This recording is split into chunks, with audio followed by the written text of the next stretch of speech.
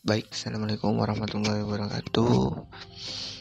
Ketemu lagi dengan Muhammad Fitranto Risandi, NIM 1910321010, Program Studi Agribisnis, Fakultas Pertanian, Universitas Muhammadiyah Jember. Di sini saya akan menjelaskan tugas resume studium general dengan tema agroinovasi era 4.0 untuk pembangunan pertanian yang berkelanjutan. Di sini terdapat dua adalah Profesor Insinyur Gembong Priyatmo. Beliau adalah sebagai Direktur Pendawa Kencana Multifarm.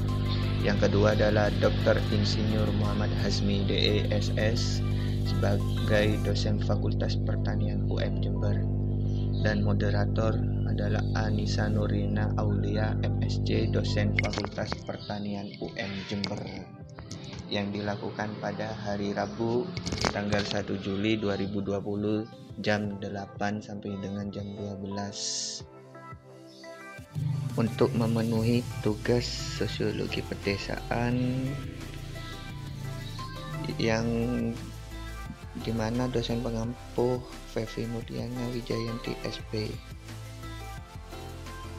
Baik, yang pertama adalah Smart Farming Precision Agriculture 4.0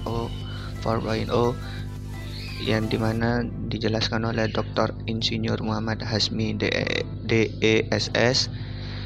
Revolusi Industri 4.0 hal ini telah terjadi sejak tahun 1750-an, terus berkembang secara vertikal dan horizontal, dimulai dari mesin uap, kereta api, sampai mesin penggerak turbin. Memasuki revolusi industri 4.0, semua berubah secara drastis. Tren otomatis, pertukaran data terkini, komputasi awan, Internet of Things, kecerdasan buatan atau artificial intelligence, dan semua hal virtual yang mampu memudahkan kegiatan operasional hampir semua hal. Skill di era revolusi industri 4.0 yang harus kita kembangkan adalah yang pertama, berpikir kritis, kedua, kreativitas, ketiga, penilaian dan pengambilan keputusan, keempat, orientasi layanan, kelima, negosiasi, keenam, fleksibilitas, keenam, fleksibilitas kognitif, ketujuh, kecerdasan emosional, ke-8, berkoordinasi dengan orang lain, 9, manajemen, 10, pemecahan masalah yang kompleks. Selanjutnya, modernisasi pertanian, Smart Farming Precision Agriculture 4.0. Smart farming atau pertanian pintar, penggunaan platform yang dikonektivitaskan dengan perangkat teknologi atau tablet dan handphone dalam pengumpulan informasi, status hara tanah, kelembapan udara, kondisi cuaca, dan lainnya yang diperoleh dari perangkat perekam data yang ditanamkan pada lahan pertanian atau lapang.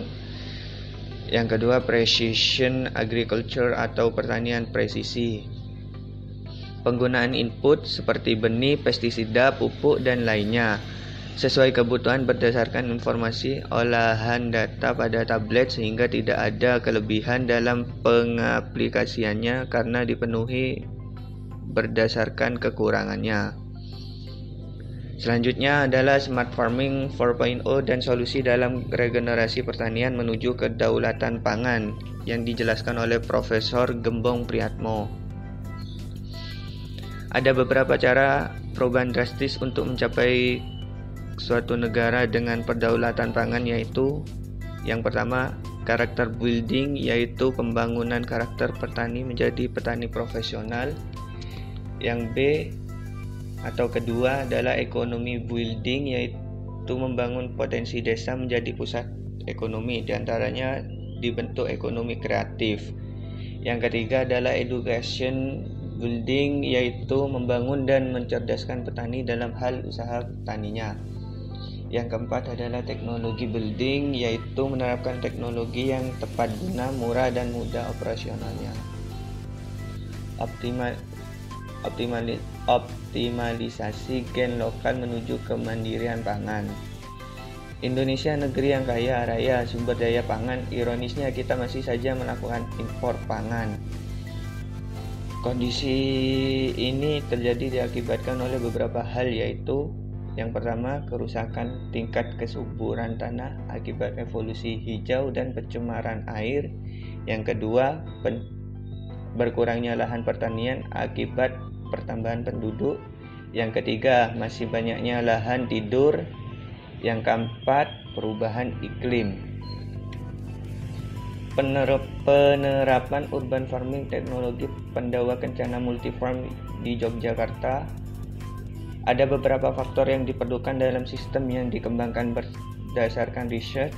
Yang pertama adalah faktor modalan, yang kedua faktor media, yang ketiga faktor jenis, dan yang terakhir adalah faktor setiap usaha budidaya. Pertanian urban adalah praktik budidaya, pemrosesan, dan distribusi pangan di sekitar kota. Pertanian urban juga bisa melibatkan peternakan, budidaya perairan, wana tani, dan hortikultura. Dalam arti luas, pertanian urban mendeskripsikan seluruh sistem produksi pangan yang terjadi di perkotaan. Dalam pengembangan farming dibutuhkan kreativitas yang tinggi karena urban farming bukan saja untuk memenuhi kebutuhan pangan, tetapi juga mempunyai nilai sebagai berikut. Yang pertama adalah healthy. Healthy artinya sehat. Sehat yang dimaksud adalah sistem tanam dengan cara organik. Yang kedua, art. Art artinya harus mempunyai nilai tinggi seni. Untuk membuka pemikiran generasi milenial, lembaga mendidik atau memberikan diklat agro kepada generasi milenial dengan melihat kondisi lingkungan masyarakat, budaya, kebutuhan masyarakat, dan kondisi pasar.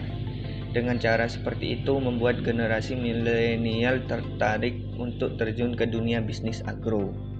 Sehingga generasi milenial terbentuk jiwa kepemimpinan dengan jalan membuka wirausaha, karena wirausaha akan mendorong terbentuknya jiwa kepemimpinan. Ini dia yang kita lihat kemarin itu. Baik, sekian video dari saya, kurang lebihnya mohon maaf. Billahi fisabilil haq, fastabiqul khairat. Wassalamualaikum warahmatullahi wabarakatuh.